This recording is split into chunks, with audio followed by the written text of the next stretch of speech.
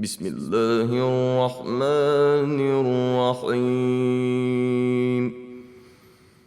ألهاكم التكاثر حتى زرتم المقابر كلا سوف تعلمون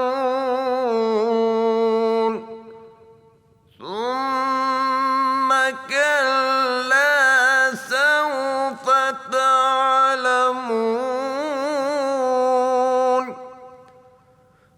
كلا لو تعلمون علم اليقين لترون الجحيم ثم لترونها